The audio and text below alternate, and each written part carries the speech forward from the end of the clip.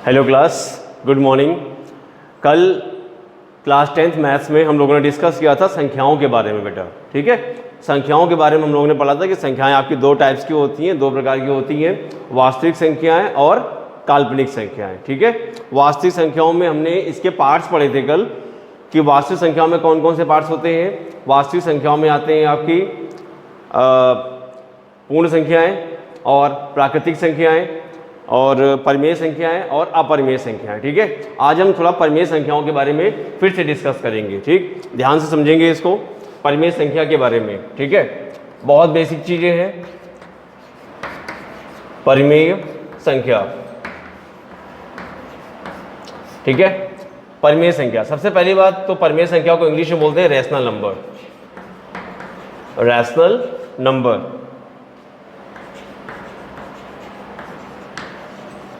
ठीक है। परिमेय संख्या किसे कहते हैं? परिमेय संख्या उन संख्याओं को बोलते हैं जो संख्याओं को हम P/Q के फॉर्म में लिख सकें। P/Q मतलब होता है आपका अंश बटे हर, ठीक है। अंश बटे हर के फॉर्म में जो संख्याएं आती हैं वो परिमेय संख्याएं कहलाती हैं। यहाँ पर आपका Q जो है वो 0 नहीं होना चाहिए, Q 0 नहीं होना चाहिए, ठीक। Q is not equal to 0। और P और Q कैसी संख्याएं होनी चाहिए? P और Q होनी चाहिए आपकी सह अभाज्य संख्याएं। देखिए एक नया वर्ड निकला, क्या? सह अभाज्य संख्याएं, ठीक है। सह अभाज्य संख्याओं को इंग्लिश में बोलते हैं को प्राइम नंबर्स। को प्राइम नंबर, ठीक है। इतना हम लोगों ने कल पढ़ लिया था, ठीक है। आज मैं आपको ये बताऊंगा कि सह अभाज्य संख्याएं क्या होती हैं, सह अभाज्य संख्याएं क्या है, ठीक है। देखिएगा सह अभाज्य संख्याएं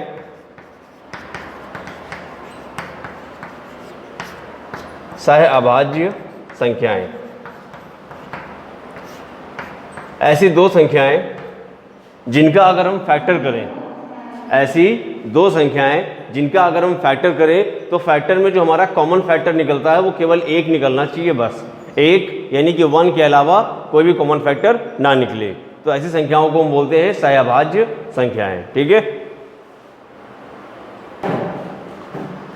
अब सह अभाज्य संख्याओं का हम लेते हैं उदाहरण, ठीक है। जैसे एक संख्या हो गई 8 और एक हो गई आपकी 15, ठीक है। 8 और 15 को चेक करेंगे कि ये संख्याएं सह अभाज्य संख्याएं हैं या नहीं है, ठीक है। तो 8 का हम फैक्टर करेंगे तो 2 से कटेगा 4 बार और 2 से कटेगा 2 बार और 2 से कटेगा 1 बार, ठीक है। और ये 15 कटेगा 3 से 5 बार और 5 से कटेगा ये 1 बार, ठीक है। देखिए 8 के फैक्टर में 2 2 2 आ गया, ठीक। और 15 के फैक्टर में 3 और 5 आ गया, ठीक है। कॉमन फैक्टर में केवल 1 मिल रहा है आपका, क्या मिल रहा है? 1 के अलावा और कोई नंबर ऐसा है जो कॉमन फैक्टर में आ रहा हो? नहीं है। तो इसका मतलब कि 8 और 15 सह अभाज्य संख्याएं हैं, ठीक है। यानी कि 8 एंड 15 आर को प्राइम नंबर्स, ठीक। अगर कॉमन फैक्टर मिल जाता है तो सह अभाज्य संख्याएं नहीं होंगी, ठीक है। यहाँ पे ये टॉपिक बहुत अच्छे से समझना है। अगर कॉमन फैक्टर दोनों का कोई मिल जाता है तो सह अभाज्य संख्याएं नहीं होंगी, ठीक है। और अगर कॉमन फैक्टर नहीं है तो वो संख्याएं सह अभाज्य संख्याएं हैं, राइट है। तो सह अभाज्य संख्याएं होनी चाहिए, को प्राइम नंबर होने चाहिए P और Q, ये दोनों नंबर्स, ठीक है। बात समझ में आ गई। अब टॉपिक आता है अपरिमेय संख्या, ठीक है। अच्छा, परिमेय संख्याओं में एक चीज़ और सीखेंगे, जैसे कि कल भी इस टॉपिक को मैंने डिस्कस किया था। जैसे हम 1/3 का डिवाइड करते हैं, देखिए 1/3 परिमेय संख्या है, ठीक है। 3 में डिवाइड करें 1 का, 3 से डिवाइड करें 1 में, ठीक है। तो सबसे पहले हम पॉइंट लगाएंगे, 0 बढ़ा देंगे, ठीक है। तो 3 का भाग 10 में कितनी बार गया?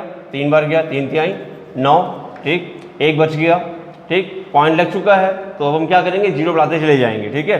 फिर यहाँ पे 10 ले लिया, फिर 3 3 सा 9 हो गया, फिर 1 बच गया, फिर 10 हो गया। ऐसे कर करके ये 3 3 3 बार बार आता जाएगा, ठीक है। तो इसको हम लिख सकते हैं क्या? 0.3 बार, ठीक है। बार मतलब कि आवर्ती दशमलव, क्या हो गया ये? आवर्ती दशमलव, ठीक। तो जो संख्याएं आवर्ती दशमलव में होती हैं, ठीक है, यानी कि डिवाइड करने पर इनका दशमलव क्या होता है? ये आवर्त में आता है। आवर्त मतलब कि खत्म ही नहीं होता, डिवाइड करेंगे हमेशा के लिए डिवाइड चलता चला जाएगा, लेकिन वो रिपीट कर रहा है। बात समझिएगा, क्या कर रहा है? रिपीट कर रहा है, तो ऐसी संख्याएं भी आपकी ये परिमेय संख्याएं कहलाती हैं। ठीक, तो अपरिमेय संख्याओं में क्या हो जाएगा, वो रिपीट नहीं करना चाहिए।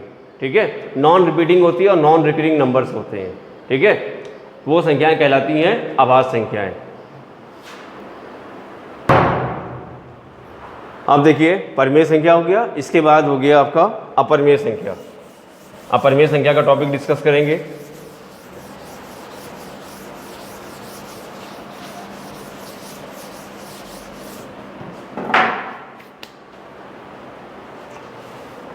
अपरिमेय संख्याएं, अपरिमेय संख्याएं। ठीक है, परिभाषा में हम बोल सकते हैं कि जो संख्याएं परिमेय संख्याएं नहीं होती हैं उन्हें हम बोलते हैं अपरिमेय संख्या। ठीक है, ये इसकी परिभाषा हो गई। जो संख्याएं परिमेय संख्याएं नहीं होती हैं उन्हें क्या बोलते हैं, अपरिमेय संख्याएं, या ऐसी संख्याएं जो अनावर्ती हो। अनावर्ती समझते हैं, जो आवर्ती ना हो। आवर्ती जैसे अभी हम लोग ने परिमेय संख्या में देखा था, तो वो रिपीट कर रहा था ना, नंबर क्या हो रहे थे, रिपीट हो रहे थे। ठीक, और इसमें क्या होता है, जो संख्याएं में नंबर रिपीट नहीं करते, डिवाइड करते जाएं तो कोई भी नंबर मिलता चला जाएगा, लेकिन वो रिपीट नहीं करेगा। ठीक है, जैसे पाई का मान हो गया, पाई का मान। ठीक है, तो पाई का मान जब गणितज्ञों ने निकाला तो दशमलव के 3.14 क्या करते करते बहुत सारे अंकों तक निकाला, 50 अंकों तक तो आपकी किताब में दिया हुआ था, क्लास 9th में दिया हुआ था ना, 50 अंक तक पाई का मान। ठीक, लेकिन वो ख़त्म हुआ क्या, ख़त्म नहीं हुआ। ठीक, वो हमेशा के लिए निकलता चला गया, हमेशा ही निकलता चला गया। ठीक है, अगर फ्रैक्शन में बोले तो पाई का मान 22/7 था, इसको हम डिवाइड करेंगे तो 3.14 पता नहीं क्या क्या बहुत सारे नंबर आते चले जाते हैं, ये कभी ख़त्म ही नहीं होता। ठीक, ना ही ख़त्म होता है ना ही रिपीट करता है, बात समझिएगा, दो बातें हैं। ठीक है, ख़त्म ही नहीं होता, अगर ख़त्म हो जाता तो शांत दशमलव बन जाता, शांत और अशांत पढ़ा था क्लास 9th में। ठीक, और ये रिपीट भी नहीं करता। ठीक है, तो नॉन रिकरिंग और नॉन रिपीटिंग नंबर्स। ठीक है, यानी कि अनवसानी और अनावर्ती, अनवसानी और अनावर्ती दशमलव संख्याएं वो क्या कहलाती हैं, अपरिमेय संख्याएं। ठीक, तो यहाँ पे लिखेंगे अनवसानी और अनावर्ती,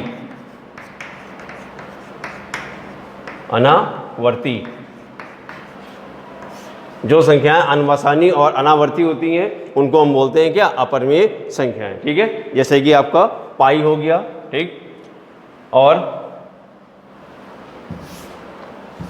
पाई के अलावा अपरिमेय संख्याओं में √2 हो गया, √3 हो गया, √5 हो गया, ठीक, √7 हो गया, फिर √11 हो गया। ठीक है, इस टाइप से बहुत सारी संख्याएं इसके अपरिमेय संख्याओं के एग्जाम्पल होते हैं। ठीक है, और कोई भी नंबर हो सकता है, जैसे कि 1.01 001 0001 डैश इन्फिनाइट, ये नंबर कभी ख़त्म ही नहीं होने वाले। ठीक है, ध्यान से देखें, 1.01 001 0001 401 501, इस टाइप से कभी भी ये नंबर ख़त्म नहीं होते। ठीक, तो ऐसी संख्याएं भी अपरिमेय संख्या के ही एग्जाम्पल होते हैं। ठीक, नोट करते जाइए मैटर पूरा। अपरिमेय संख्याओं के बाद अब हम लोग टॉपिक डिस्कस करेंगे चर और अचर संख्याएं।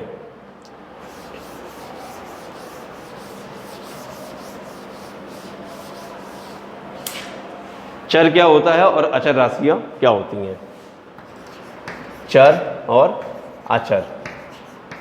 ठीक है, जैसे अभी हम लोग क्लास 10th में पढ़ेंगे दो चर वाले रैखिक समीकरण। ठीक है, दो चर वाले रैखिक समीकरण। ठीक है, तो इसमें एक वर्ड आता है दो चर वाले। ठीक है, चर से क्या समझते हैं आप, एक होता है चर और एक होता है अचर। ठीक है, चर को बोलते हैं क्या, वेरिएबल, और इसको बोलते हैं कांस्टेंट। ठीक है, देखिए चर मतलब होता है चलायमान। चर मीन्स क्या होता है, चलायमान मतलब कि जो हर जगह पर अलग अलग हो। ठीक है, जैसे चर में होता है, जैसे आपके जो अल्फ़ाबेट्स होते हैं, x हो गया, y हो गया, z हो गया, a भी हो गया, b हो गया, c हो गया, डैश कोई भी आपका अल्फ़ाबेट हो गया। ठीक है, ABCD का, तो ये हो गया आपका सारे चर राशियाँ। ठीक है। और अचर, अचर क्या होता है? कांस्टेंट। अचर मतलब क्या? कांस्टेंट, अचर, अचर जो चलायमान ना हो। अब जो चलायमान नहीं होगा इसका मतलब क्या होगा? वो फिक्स होगा, ठीक है। जो चीज़ चेंज नहीं हो रही है वो क्या है? फिक्स है, ठीक। तो ये अचर राशियाँ यानी कि कांस्टेंट बोलते हैं, ये फिक्स होते हैं, ओके। इनकी एक पर्टिकुलर वैल्यू होती है, ओके। तो अचर, अचर मतलब कैसे? जैसे 1 2 3 4 कोई भी नंबर हो गया, ये सब आपकी अचर राशियाँ होती हैं। समझ में आ गया, ठीक। तो ये हो गया आपका चर और अचर। अब जो आपका टॉपिक है दो चर वाले रैखिक समीकरण, ठीक है, ये चैप्टर का नाम है आपका दो चर वाले रैखिक समीकरण। उसमें चर राशियाँ कितनी होंगी? 2 होंगी, ठीक है। या पाठ का नाम होता है एक चर में रैखिक समीकरण, ठीक है, एक चर में रैखिक समीकरण। तो उसमें चर राशियाँ कितनी होंगी? एक चर राशि होगी, कोई भी एक चर राशि होगी, चाहे x होगा या y होगा या z होगा या a b c p q r x y z कुछ भी हो जाए, ठीक। लेकिन चर राशि कितनी होगी? एक, ठीक। तो वो चर और अचर आपको टॉपिक समझना होता है, ठीक है। तो ये टॉपिक यहाँ से कंफर्म हो गया, ठीक। अब चर और अचर राशि के टॉपिक के बाद हम सीखेंगे बहुपद के बारे में, ठीक है। बहुपद आपका हाई स्कूल स्टैंडर्ड में मैथ्स का सेकेंड चैप्टर है, ठीक है। पहला चैप्टर क्या है? संख्या पद्धति है, नंबर सिस्टम, ठीक। और दूसरा है क्या? बहुपद, ठीक है। तो आज हम यही सीखेंगे अपने बेसिक वीडियो में कि बहुपद है क्या चीज़, ठीक है। जब हम बहुपद पढ़ेंगे तो हम किस चीज़ के बारे में पढ़ेंगे, यही हम आज सीखेंगे, ठीक है। तो पहले हम टॉपिक डिस्कस करेंगे बहुपद होता क्या है, ठीक है। बहुपद जिसको बोलते हैं इंग्लिश में पॉलिनोमियल, पॉलिनोमियल, ठीक है। देखिए बहुपद मतलब क्या कि किसी भी चर राशि पे, बात समझिएगा, किसी भी चर राशि पर कोई भी पूर्णांक लगा हो। क्या लगा हो? पूर्णांक। और हम कह सकते हैं चर राशि पर कोई धनात्मक पूर्णांक लगा हो, ठीक है। किसी भी चर राशि पर, चर अभी हमने समझ लिया ना, x y z p q r a b c, ठीक है, ये हो गया चर राशि। तो किसी भी चर राशि पर कोई धनात्मक पूर्णांक लगा हो तो उस फंक्शन को बोलते हैं क्या? बहुपद, ठीक है। किसी भी चर राशि पर कोई पूर्णांक लगा हो, पूर्णांक मतलब पूर्ण अंक, पढ़ा था ना कल। पूर्णांक इंटीजर्स कितने टाइप्स के होते हैं? 2 टाइप्स के, पॉजिटिव इंटीजर और निगेटिव इंटीजर, धनात्मक पूर्णांक और ऋणात्मक पूर्णांक, ठीक। तो किसी भी चर राशि पर जो घात लगी हो वो क्या हो? धनात्मक पूर्णांक हो, ठीक। तो उस फंक्शन को बोलते हैं क्या? बहुपद, ठीक है। जैसे मान लिया एक चर राशि हमारी हो गई x, क्या हो गई? x, x की पावर मान लिया 3 लगी हुई है, ठीक है, प्लस x स्क्वायर है, प्लस x हो गया, प्लस का 10 हो गया, ठीक है। तो ये एक बहुपद कहलाएगा। क्या कहलाएगा? बहुपद, ठीक है, ओके। ये कितने घात का बहुपद है? 3 घात का बहुपद है ये, ठीक है। कितने घात का है? 3 घात का बहुपद है। इसको अगर बोलेंगे इसका बहुपद का प्रकार क्या है, अभी मैं आपको बताऊंगा बहुपद के प्रकार कितने होते हैं। ये बहुपद समझ में आ गया, ठीक। बहुपद का मतलब है किसी भी चर राशि पर, किसी भी चर राशि पर जो घात लगी हो वो धनात्मक पूर्णांक हो। क्या हो? धनात्मक पूर्णांक, ठीक। जैसे 3 लगा हुआ है, ये भी धनात्मक पूर्णांक है। 2 धनात्मक पूर्णांक है, यहाँ पर घात 1 लगी हुई है, ये भी धनात्मक पूर्णांक है। और इस वाले में भी आपकी घात 0 लगी हुई है, बात समझिएगा, ठीक। इसमें क्या लगी हुई है? घात 0, क्योंकि किसी भी नंबर की पावर 0 की वैल्यू क्या होती है? 1, मालूम है ना, राइट। इसको हम लिखें चाहे ना लिखें, ओके। तो ये हो गया आपका एक बहुपद, ठीक। अलग अलग चर राशियों में भी हो सकता है, जैसे x की पावर 5 हो गया, y की पावर 3 हो गया और z की पावर 2 हो गया। ये 3 चर राशियों में है, ठीक है, 3 चर राशियों में। लेकिन जो घातांक लगा हुआ है ये क्या होना चाहिए? एक धनात्मक पूर्णांक होना चाहिए, ठीक है। क्या होना चाहिए? धनात्मक पूर्णांक। अगर कोई नंबर ऐसे लिखा हो x की पावर 3 और अपॉन में y स्क्वायर, ये आपका बहुपद नहीं होगा, ये बहुपद नहीं है। क्यों नहीं है बहुपद? क्योंकि जब हम x की पावर 3 के साथ में y की पावर का मल्टीप्लाई लगाएंगे ऊपर, तो ये पावर 2 है नीचे, ऊपर जाकर क्या हो जाएगा? पावर -2। ये आपका बहुपद नहीं है, ओके। बात समझ में आ गई? ये बहुपद नहीं है, ओके। अब आगे हम पढ़ेंगे बहुपद के प्रकार कि बहुपद कितने प्रकार का होता है। ये सारे टॉपिक हम लोग फिर से डिस्कस करेंगे जब हमारी क्लास होगी, जब हम लोग टॉपिक डिस्कस करेंगे तब, ठीक है। ये अभी आपका एक बेसिक वीडियो चल रहा है, ठीक है। तो बहुपद के प्रकार, कितने प्रकार का हमको बहुपद पढ़ना है, बहुपद के प्रकार, ठीक है। कितने प्रकार का बहुपद होता है? नंबर 1 होता है आपका रैखिक बहुपद। क्या होता है? रैखिक बहुपद, ठीक है। रैखिक बहुपद जिसको हम लोग बोलते हैं इंग्लिश में लीनियर पॉलिनोमियल। क्या बोलते हैं? Linear polynomial.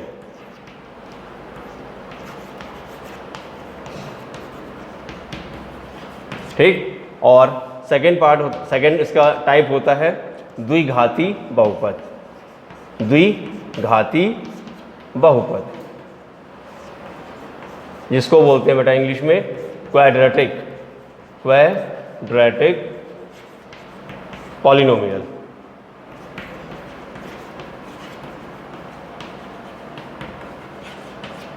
और तीसरा प्रकार होता है इसका त्रिघात बहुपद। त्रिघात बहुपद, ठीक है। इसको बोलते हैं इंग्लिश में क्यूबिक पॉलिनोमियल। Cubic polynomial.